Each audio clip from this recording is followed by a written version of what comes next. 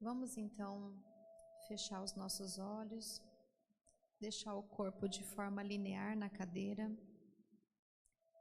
descontraindo toda a musculatura do corpo, soltando a musculatura do bravo, das tensões do nosso dia. Solta a mandíbula, buscando uma respiração bem profunda, reparadora, cada um no seu ritmo, no seu tempo.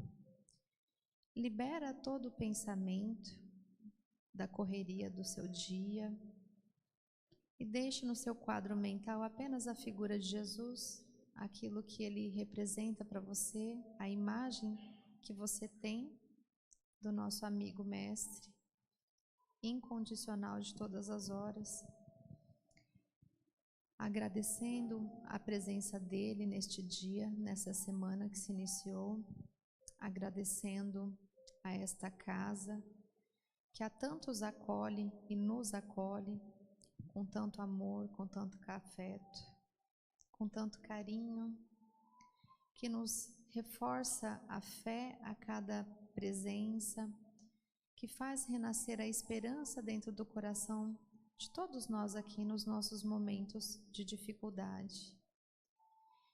Queremos agradecer também, amado Mestre, a toda a espiritualidade amiga que se fez aqui presente no dia de hoje, preparando este ambiente para nos acolher e nos receber, preparando a palestra, a fala, a entonação e a mensagem que vem para os nossos corações, mas que acima de tudo possamos deixar os nossos corações bem abertos, nossos corações cheios de tranquilidade para receber essas palavras e esses ensinamentos, para que assim, a cada dia, a cada passo que nós dermos em função da direção, da nossa escalada, da nossa subida, da nossa evolução, que possamos ser, mesmo que devagares, mas que possamos ser atentos a todas as mensagens e assim nos tornemos seres humanos mais humildes, mais alegres, mais felizes e assim mais saudáveis. É assim que desejamos seguir nesta noite, Senhor Jesus, com o coração repleto de gratidão por esse ensinamento, por esta presença e por tudo o que recebemos até aqui. Que assim seja. Lívia, por favor, venha nos agraciar com a sua palestra. Muito obrigada. Boa palestra, amiga. Boa noite. O boa noite para a Priscila foi mais bonito, né? Eu vi. Para mim foi boa noite. Para a Priscila foi só porque ela veio trazer festa, né? Então, que o Senhor Jesus nos abençoe nessa noite, nos traga esclarecimentos e que a gente possa compartilhar das boas energias aqui presentes. A nossa conversa de hoje é sobre mediunidade. E mais do que mediunidade, a missão da mediunidade e a responsabilidade da mediunidade. E aí tem algumas pessoas que vão falar assim, mas eu não sou médium, o que eu quero saber disso? Para além de esclarecer aqueles que possam pensar que são médiuns, que estão nesse processo de desenvolvimento, eu venho aqui tentar desmistificar um pouco algumas ideias que passam nas redes sociais em relação a vídeos, a comentários equivocados, que muitas vezes a gente acaba acreditando. Então, a mediunidade ela se tornou algo muito romantizado, algo muito divertido, algo muito quisto pelos outros, mas sem compreender realmente a profundidade que é ter esse dom, ter essa faculdade. Então, para começar, eu trouxe a fala de Lourdes Caderini no livro Conviver e Melhorar, que ela diz assim: mediunidade são pupilas invisíveis para vermos e admirarmos os espetáculos ocultos do universo. É ver sem valer-se dos olhos, é saber antes de tomar conhecimento dos fatos. Então, ela esclarece aqui que a mediunidade é a nossa comunicação com o plano superior, com o mundo espiritual. E aí, a gente, adentrando um pouco mais, vai perceber que todos nós aqui temos essa comunicação em maior ou menor grau. Então, para começar, eu gosto de trazer a definição. Então, eu fui lá no dicionário pesquisar o que significava mediunidade. E aí, mediunidade foi colocado como a qualidade da pessoa, que de acordo com o Espiritismo, então essa palavra está relacionada à nossa doutrina, tem a capacidade para se comunicar com os espíritos, ou, como outras religiões dizem, com pessoas mortas. Então, é a qualidade, é o dom de ser médium. Mas aí, eu falei, o que é médium? Fui atrás da etimologia da palavra. E lá dizia que essa palavra veio derivada do francês mediunité, que é a junção de médium mais o sufixo ité. Então, médium tem o significado de meio, de através de. E ité é o sufixo de qualidade ou estado. Ou seja, é a qualidade do meio, daquele que se faz como meio. Então, o médium é aquele que possui a qualidade de ser o meio de comunicação entre o plano espiritual e o plano material. Partindo disso, levando ao aspecto espiritual, a gente tenta compreender o que é mediunidade, então. E lá no livro dos médiuns, Kardec, na pergunta 159, os espíritos esclarecem que todo aquele que sente, num grau qualquer, a influência dos espíritos é por esse fato médium. E essa faculdade, ela é inerente ao homem. O que é inerente? Nasce com o homem. Então, não é algo que eu adquiro ao longo da minha vida, não é algo que eu ganho como prêmio, não é algo que eu sou castigado, que eu sou punido, não é algo que eu compro, não é algo que, fazendo meditação, essa mediunidade é desenvolvida em mim. É algo que já nasço com isso. E também não constitui um privilégio exclusivo. Então, a gente já desmistifica um ponto de que ser médio é algo especial, de que ser médio é algo diferente, que é algo além. Então, a gente já quebra por aí. E, para concluir, eles dizem que são raras as pessoas que não sentem nenhum rudimento. Então, dessa forma, todos nós, mais ou menos, somos médiuns. Ou seja, alguns têm uma sensibilidade um pouco maior, outros uma sensibilidade um pouco menor. Mas todos nós temos a comunicação, a conexão com o plano espiritual. Então, todos nós aqui no salão somos mais ou menos médiuns. Partindo para o aspecto neurobiológico da mediunidade, a gente tem, há muitas décadas, sendo falado sobre a glândula pineal.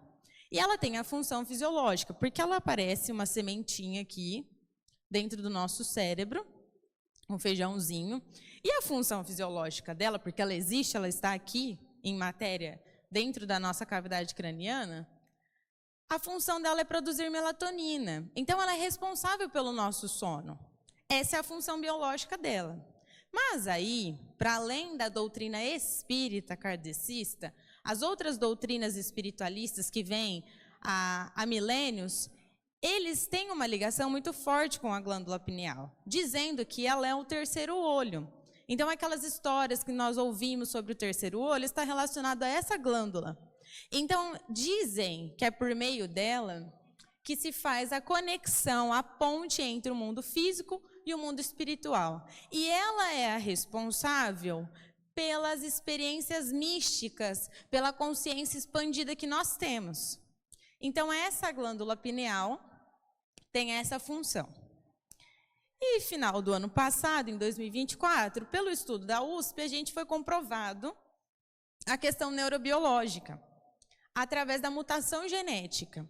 Então, foram estudados uma quantidade de médiuns e seus familiares, e ali foi descoberto por volta de 1.500 genes alterados em relação às pessoas que são médiuns. E aí eu digo aqui, essas pessoas que são médiuns fenomênicos, que têm a mediunidade um pouco mais ostensiva, Porque se considerarmos Kardec, ele diz que todos nós somos, mas aqui foi levado em consideração isso. E contando que os genes alterados estavam no sistema imune e no sistema inflamatório, ou seja, afetavam os tecidos epiteliais e a bendita da glândula pineal. Então, ela está lá sendo comprovada de que ela tem ligação com o mundo espiritual. Então, o estudo diz que os médiuns eles já têm uma predisposição biológica que faz com que a visão do mundo seja alterada e tenha algumas percepções que outras pessoas com genes não alterados não consigam ter. Então, para além do aspecto espiritual, de eu achar que eu sou ou não médio, a gente envolve o aspecto neurobiológico também. Pensando nisso, agora a gente precisa pontuar o que a mediunidade não é. Porque a gente acha que a mediunidade às vezes são coisas e a gente está enganado em relação a isso.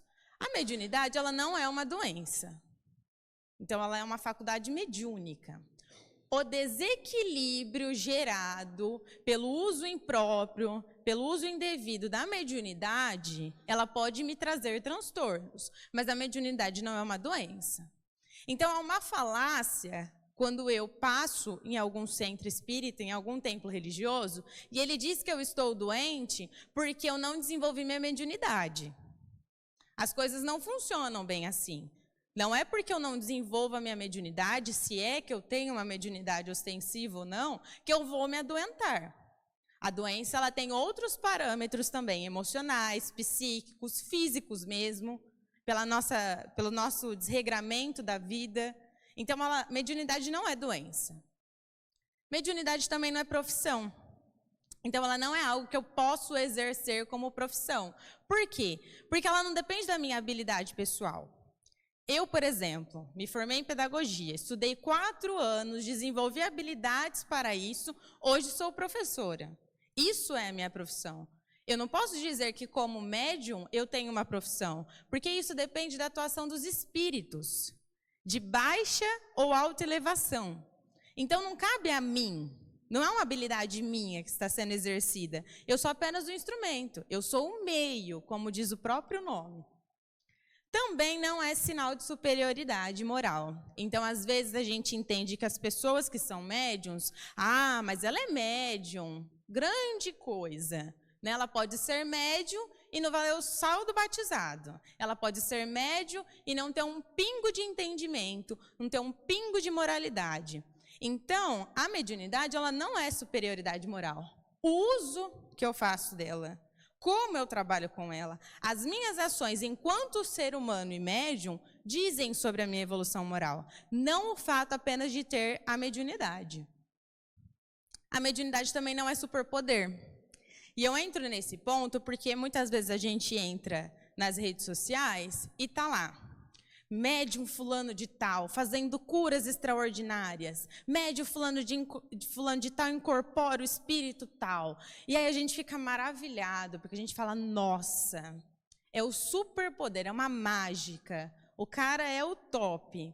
Não, não é isso. A mediunidade ela não é exclusiva, ela não é de uso privado dessa pessoa, não é apenas ela a única que tem essa mediunidade. Então, todos nós aqui temos mediunidade em maior ou menor grau. Então, ela não é um superpoder, ela não é uma estrelinha na testa que a gente ganha. E a mediunidade também não é uma punição ou uma maldição. Tem algumas pessoas que no processo da descoberta da mediunidade passam por dificuldades, passam por desafios. Mas a gente não pode pensar que a mediunidade é em forma de prêmio ou de castigo. Porque Deus não premiou você para você ser médium, mas Deus também não te puniu para você ser médium. É apenas uma responsabilidade que você ganha nessa encarnação. Então, ela também não é uma punição divina, do tipo, você fez coisa errada, agora você vai pagar todos os seus males sendo médium e vendo espírito em todos os cantos. Não funciona assim também. E Kardec continua, na questão 159, falando sobre os tipos de mediunidade. Né? E eu trouxe alguns, porque a mediunidade ela é algo muito pessoal. Então, existem outros tipos variados. Então, a gente tem a mediunidade de efeito físico, que são aquelas que produzem efeitos materiais. Então, aquela pessoa que com a força magnética dela, o ectoplasma dela, ela consegue movimentar objetos. E aí você lembra daquelas brincadeirinhas de criança, que Charlie mexe a caneta, o tabuleiro, o copo, e tudo isso está relacionado porque provavelmente para ocorrer um fenômeno desse, tinha algum médio de efeito físico ali, que estava utilizando da energia dele para fazer essa brincadeira. Os médiuns sensitivos, que são aqueles que sentem a presença dos espíritos. Não é exatamente assim, nossa, aqui do meu lado tem um espírito de 2 metros de altura e dou todas as características. Não, é uma impressão vaga, mas tem a sensação da presença dos espíritos. Também tem os médiuns audientes, que são aqueles que ouvem as vozes, e os videntes, que são os que veem os espíritos. A gente tem também os sonambúlicos, que são aqueles que entram em estado de dormência, principalmente no sono, se desacoplam, né? O próprio espírito entra em desdobramento. O que é isso? Ele se desloca do corpo e aí ele tem uma maior liberdade durante o sono. E é aquelas histórias que a gente fala, nossa, eu fui para tal lugar, eu visitei tal pessoa, eu fiz tal trabalho. Tem a ver com essa mediunidade aqui. E até nessa mediunidade ocorre a comunicação com os espíritos. A dos espíritos curadores, a mediunidade dos curadores, mas aí lembrando que não é a pessoa que cura.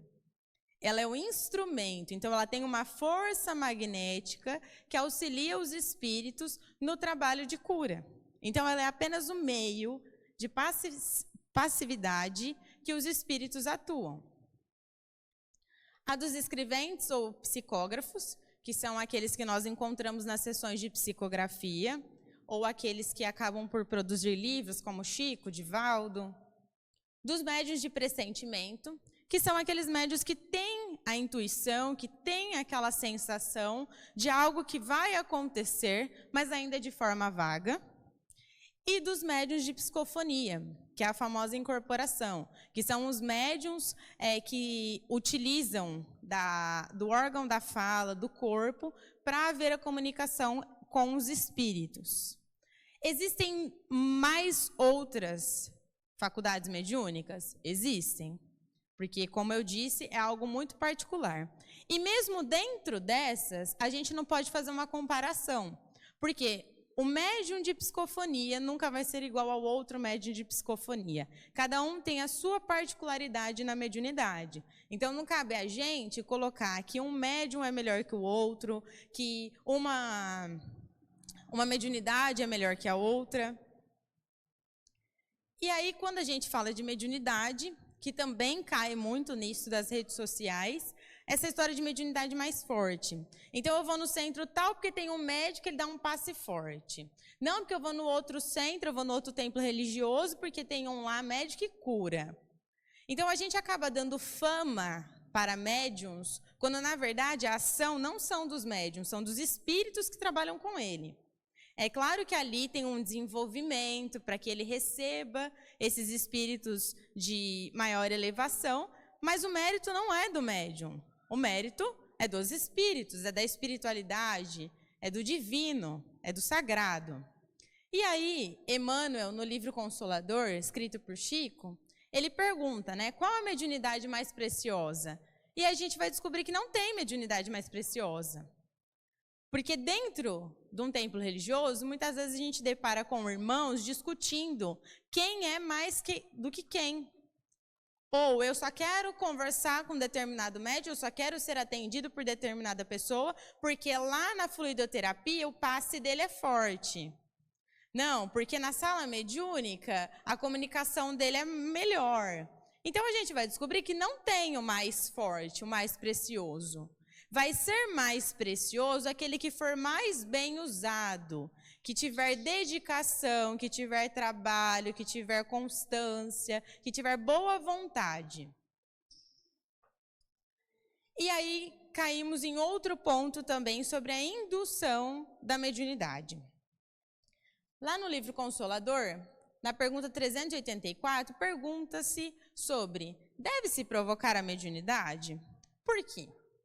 Porque tem muitas vezes que algumas pessoas chegam em alguns lugares e ouvem que tem que desenvolver a mediunidade, senão a vida não vai andar para frente. Ah, você tem que desenvolver a mediunidade, senão sua vida não muda, senão você não sara, senão nada. Ou, por simples vontade, a pessoa decide que ela quer desenvolver a mediunidade. E aí Emmanuel nos diz que não devemos forçar o desenvolvimento de nenhuma faculdade. Não devemos nos precipitar. Então, a gente precisa compreender que isso está sendo realizado pelos mentores do plano espiritual. As tarefas mediúnicas não correspondem a nós. Então, é outro equívoco se um dirigente espiritual, qualquer outra pessoa, chegar para você e falar, eu vou desenvolver a sua mediunidade. Não é bem assim que a banda toca. Isso tem a ver com o plano espiritual. Não tem a ver com o meu querer. Ah, mas a Lívia quer desenvolver a mediunidade do fulano. Não funciona dessa forma. E é necessário a gente se atentar também para a necessidade da espontaneidade. Porque senão a gente entra num ciclo de vontade de ser médium, e aí a gente começa a passar mal, a gente começa a ter todas as reações físicas que um possível médium teria, só pelo fato de querer. E aí quando a gente vai ver, na verdade a gente está mistificando. A gente está sentindo nossas próprias emoções, pensando que estamos mediunizados. Então a mediunidade ela não pode ser forçada. E é necessário a gente se atentar a isso. Entender também a mediunidade como missão. Então, no livro Emmanuel, escrito por Emmanuel e Chico, eles trazem, por que algumas pessoas, então, têm uma sensibilidade mais desenvolvida que a outra? Porque, assim, eu falei que todo mundo é médium, mas por que que o fulano sente e o Beltrano não sente? Por que um enxerga, por que o outro não enxerga? Um ouve e o outro não ouve. Aí que acaba a graça de ser médium, porque Emmanuel nos diz que os médiuns, na sua generalidade, eles não são missionários. Eles são pessoas, espíritos, que contrariaram o curso das leis divinas e estão resgatando, sob o peso de severos compromissos e limitadas responsabilidades, o seu passado obscuro e delituoso. Gostoso ser médium, né? Nossa!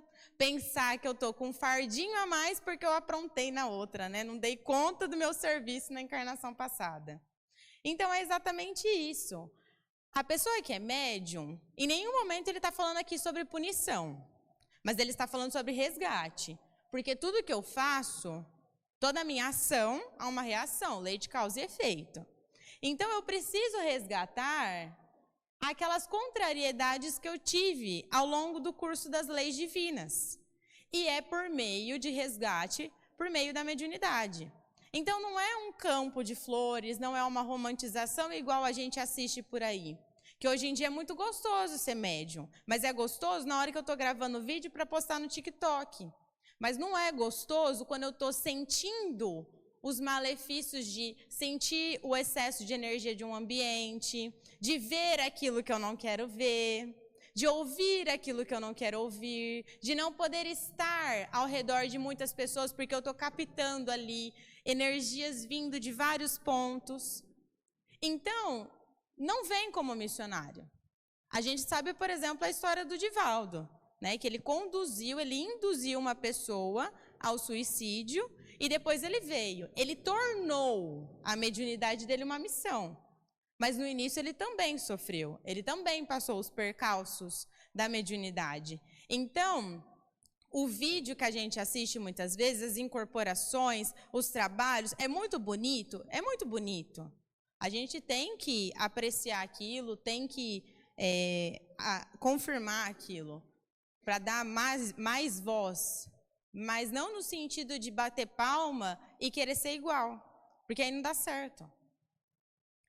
Então, olha só, a mediunidade ela tem a tarefa de servir a luz. E aí eu volto lá para Kardec. Todos nós somos médiuns. Então, cabe a todos nós servir a luz, consolar os aflitos, amparar os encarnados e os desencarnados, auxiliar na divulgação da verdade espiritual. O que é a verdade espiritual?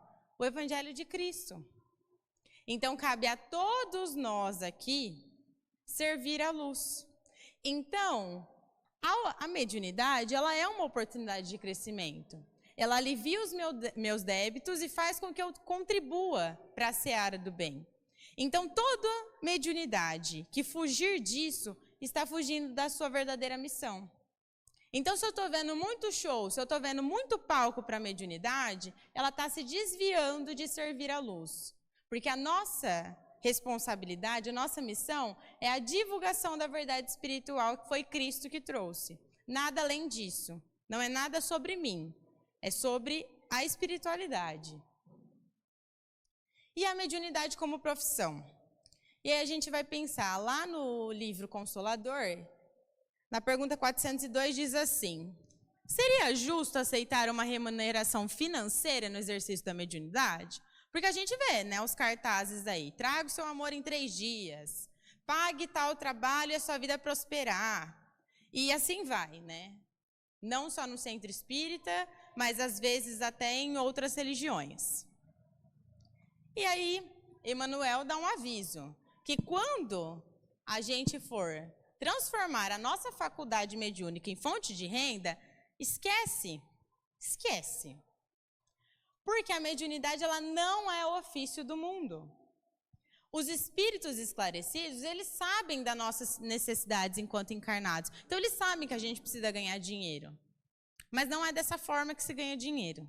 Não é dessa forma. Porque a mediunidade, ela não está encarregada dos bens materiais. Ela está ligada aos bens espirituais.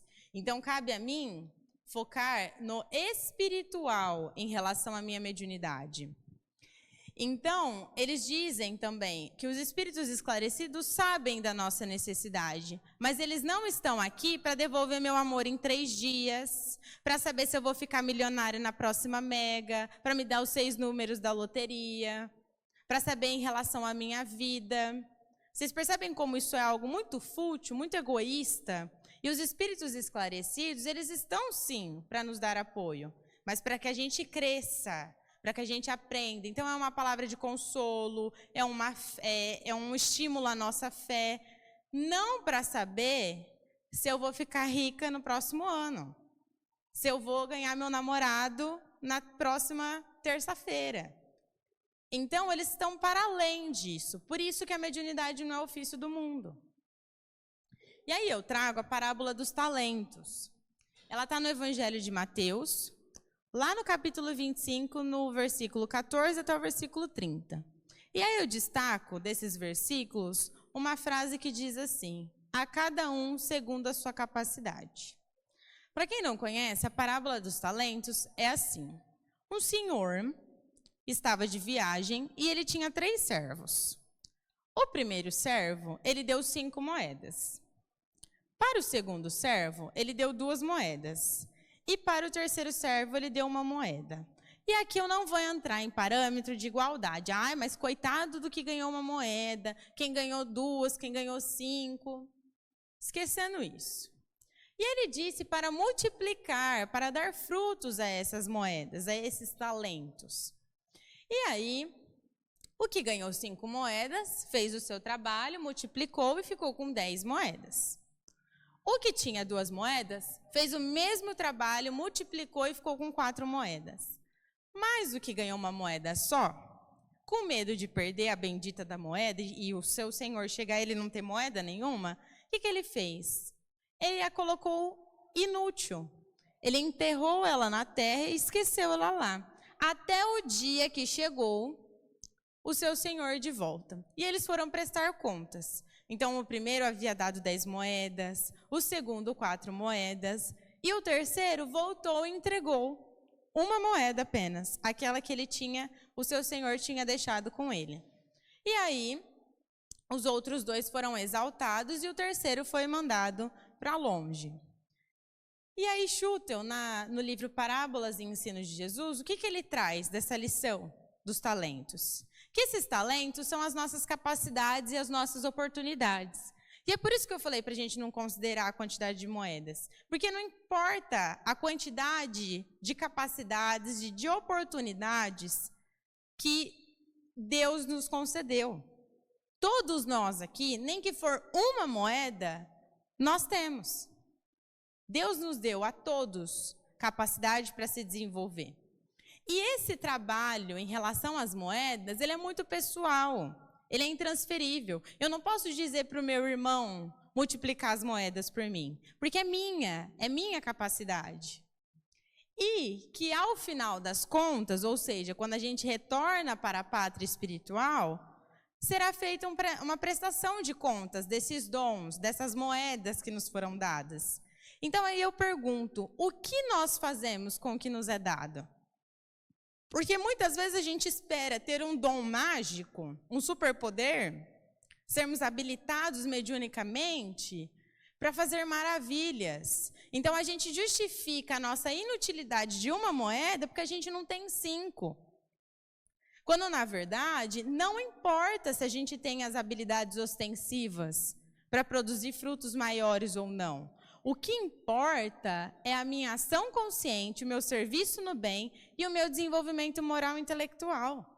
Então, não é só ter talentos, mas usar bem os talentos. Porque todos tiveram moedas, mas apenas alguns conseguiram multiplicar as suas moedas, multiplicar os seus talentos. Então, o que a gente está fazendo com as moedas que dão para a gente?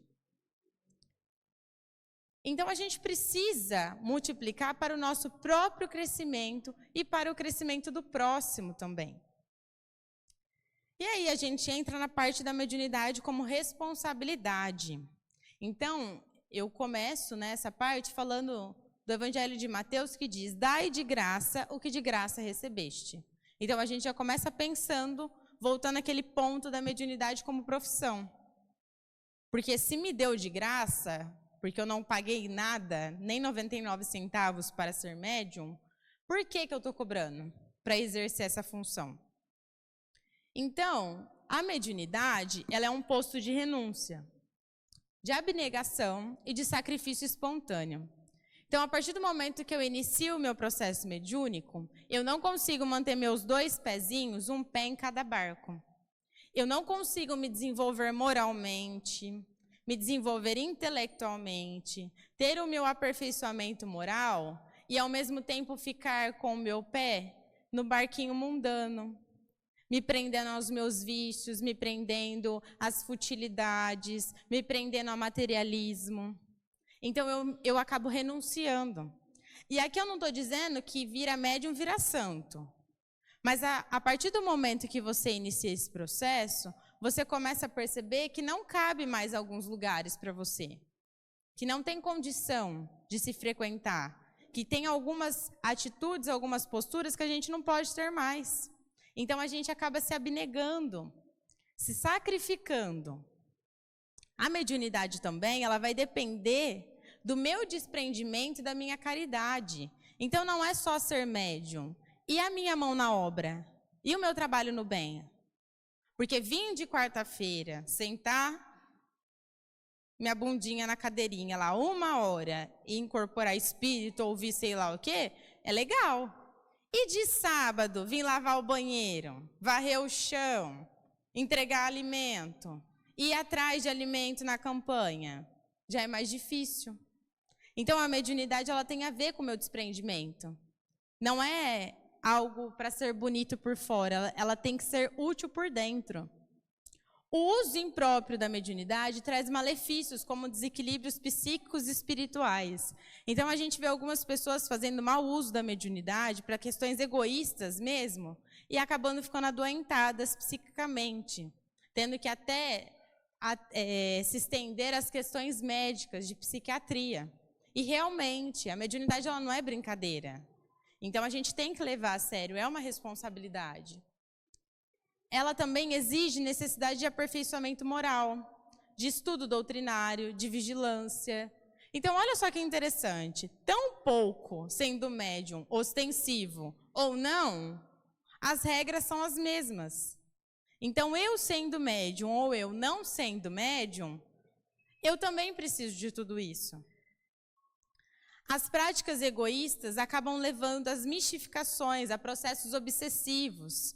Então, tem gente que acha que pode sair incorporando a torto direito aí.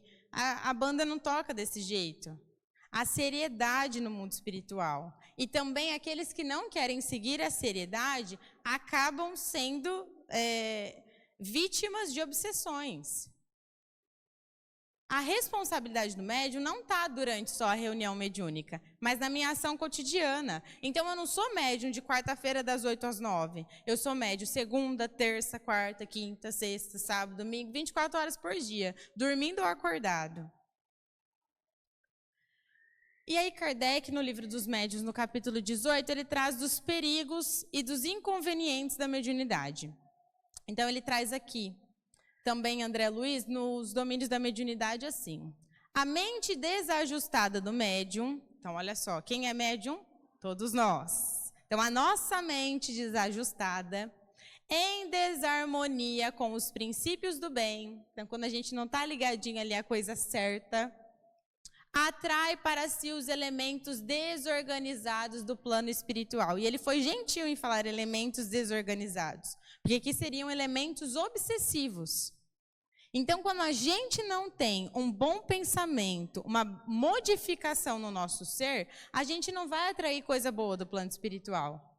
Porque assim como aqui na Terra, encarnado, a gente tem as pessoas boas e as pessoas que ainda não descobriram a bondade, no plano espiritual é um espelho. Isso se repete. Então, a gente atrai o semelhante. E aí, quando a gente atrai esses elementos desorganizados, eu posso gerar desequilíbrio emocional e psíquico, eu posso ter acentuação da minha vaidade, ilusão, mistificação. Então, acho que eu tô com a bola toda. Mas para quem? E o pior de tudo, a gente tem o prejuízo no nosso desenvolvimento moral.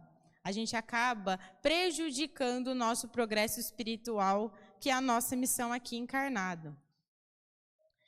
E também se atentar à mediunidade nas casas espíritas. E aí eu trago a citação do Evangelho de João, que diz assim: não acrediteis em todos os espíritos, mas provai se os espíritos são de Deus, porque muitos são os falsos profetas que se levantaram no mundo. Então é necessário a gente também ter um senso crítico em relação à mediunidade. Por isso que eu trago aqui, não importa se somos ou não médiuns, a gente precisa ter conhecimento sobre isso, porque senão a gente se deixa enganar pela rede social, pelo um templo religioso que a gente frequenta, a gente cai na falácia. Então a gente precisa analisar esse templo religioso que se frequenta. Ele exalta muito esse campo mediúnico? Ah, porque aqui no Semeador nós temos os melhores médiuns. Se começa essa propaganda, a gente precisa ligar uma luzinha vermelha.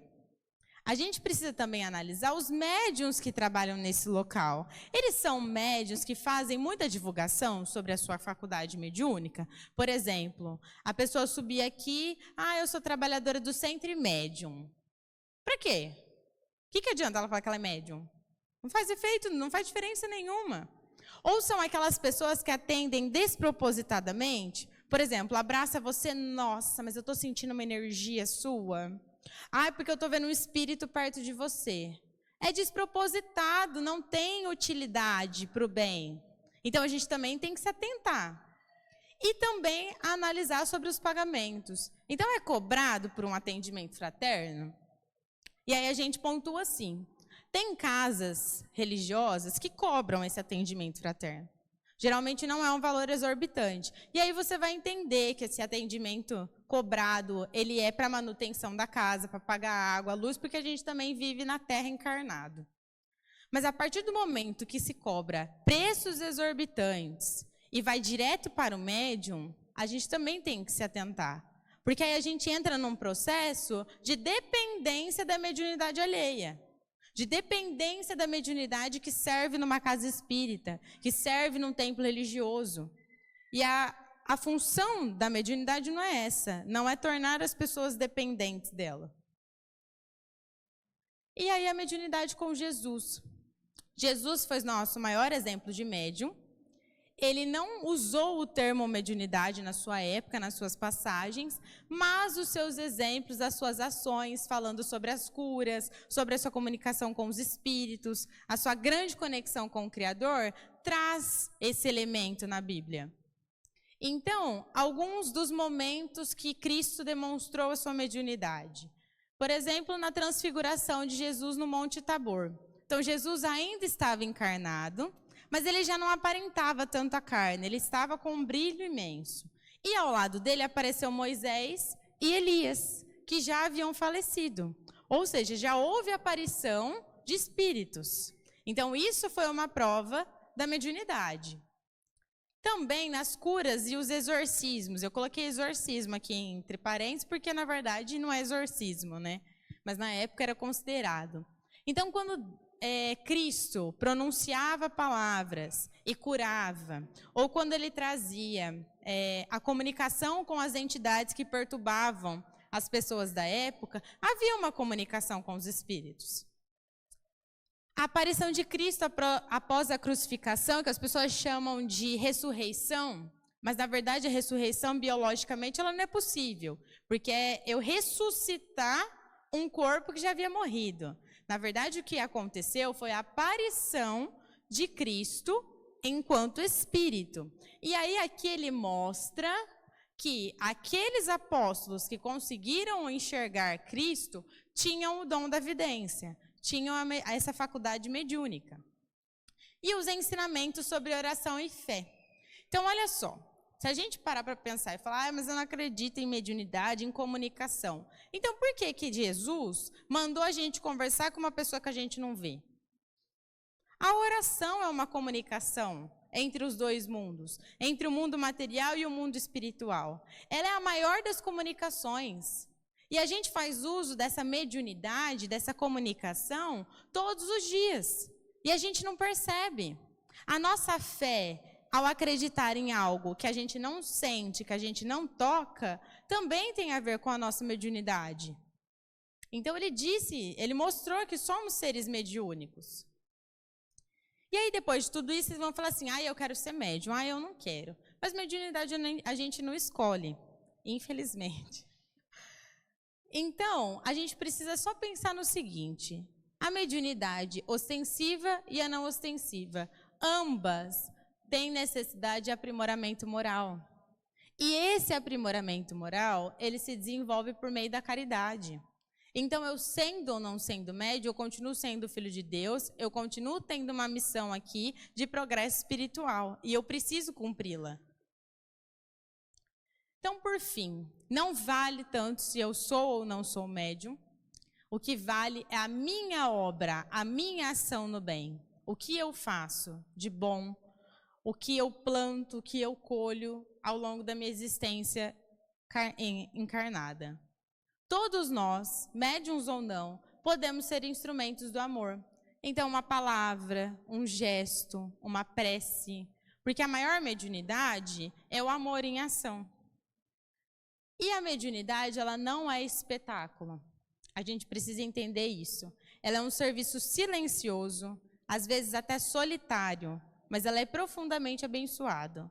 Então, quando a gente vê um negócio muito espalhafatoso, a gente precisa se atentar que isso pode ser tudo menos a mediunidade na sua gene pura mesmo.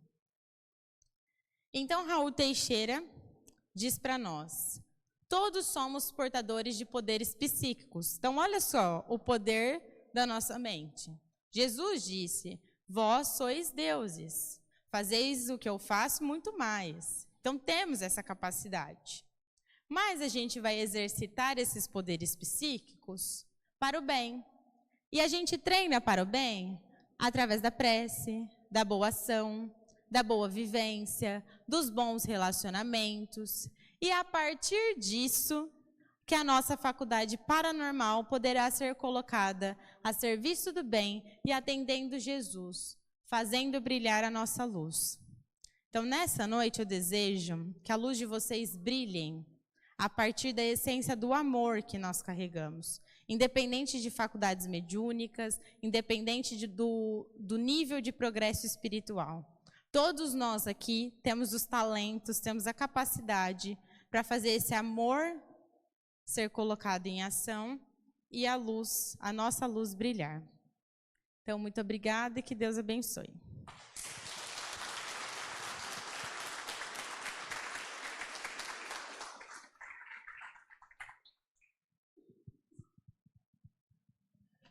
Muito boazinha. Gostoso, né? Eu fico emocionado porque, não vou falar quanto tempo que eu conheço ela, mas desde 6 anos de idade. E é novinha, viu? Só vou falar uma coisa que você não falou.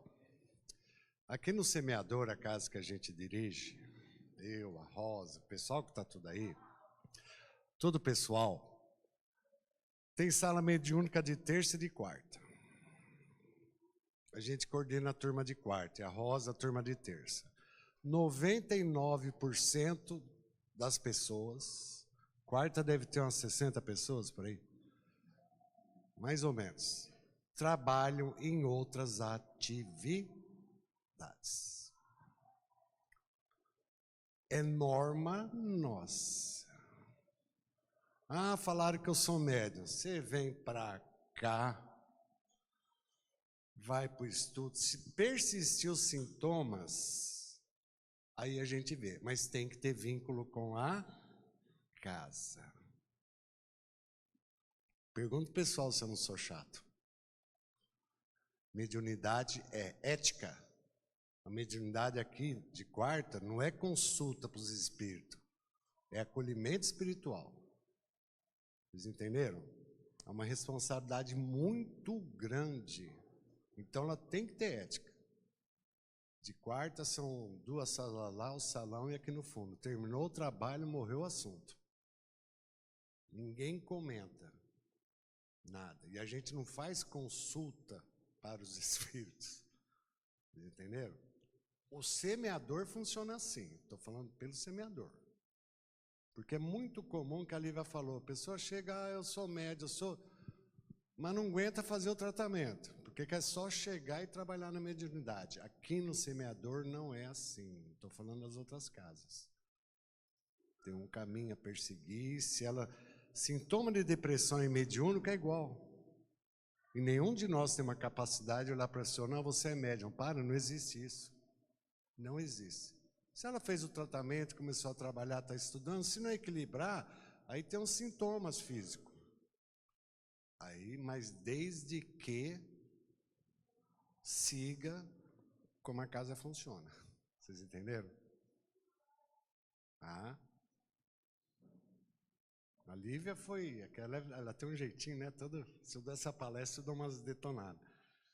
Porque é um compromisso muito grande. Na sala mediúnica você vai ver histórias de espíritos que você chora junto. Dá até vontade de ajudar o espírito para correr atrás do encarnado. Então é um trabalho que tem que ter ética, responsabilidade e dedicação. Estou falando em questão da Sociedade Espírito Semeador. Nós falamos como é que funciona aqui. Ah, sou médium, cheguei, vai seguir todo o caminho que todo mundo seguiu. E principalmente trabalhar no bem. Certo? Vamos fazer a prece final? No final está o convitinho lá. É o primeiro café colonial, né? Eu invoquei com o nome chá colonial. Café colonial. Estamos chique, hein? Então, vamos fazer a prece. Ó, eu não vou pedir desculpa, mas não dá para a molecada, elas estão numa euforia lá, eu sei que atrapalhou um pouco a palestra, mas elas estão brincando, não tem como, criança é criança, é isso que eles têm que fazer. Então os pais aguentam um pouquinho, que eles ainda estão comendo lá, estão brincando, estão pescando, não dá um tempinho que tudo se ajeita, tá? Então vamos nesse momento, abrir o nosso coração, nossa mente, e os médiuns passistas,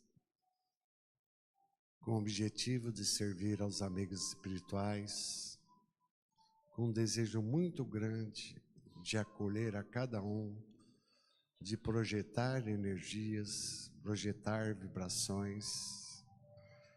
Cada um nesse momento, abra sua mente, abra seu coração, aceite o benefício Sintam as energias circulando toda a estrutura física, equilibrando todas as células, os tecidos, os órgãos. Ao mesmo tempo, sintam no coração as vibrações de carinho, de amor, de acolhimento pela misericórdia divina. Cada um nesse momento recebe de acordo com a sua necessidade, mas coloque em confiança a aceitação do benefício e sintam a paz crescendo no coração, a mente equilibrada, a saúde física, a saúde emocional e a saúde espiritual. Queremos, de nossa parte, amado Mestre, oferecer as nossas vibrações e emoções ao nosso irmão e à humanidade, irradiando para esse planeta que está passando por uma fase de conflitos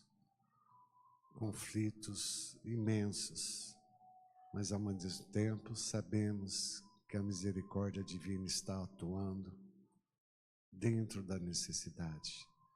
Mas queremos agradecer e abençoar esse planeta, que cada vez mais o ser espiritual encarnado neste planeta, nesta escola, nesse hospital, possa buscar na luz do teu evangelho, independente de credo religioso, mas buscar no teu evangelho um norte em nossa vida, tendo a certeza do teu amparo incondicional a cada um de nós.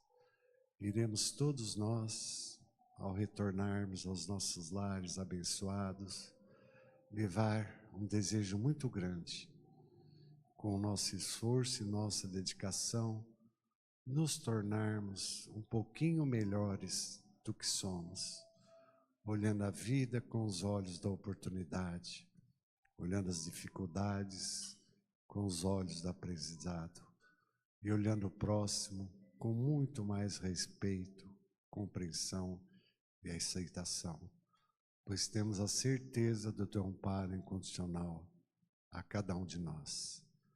Gratidão a esta casa, aos amigos espirituais e a ti, amado Mestre. Guarda-nos no teu amor e na tua luz, que assim seja.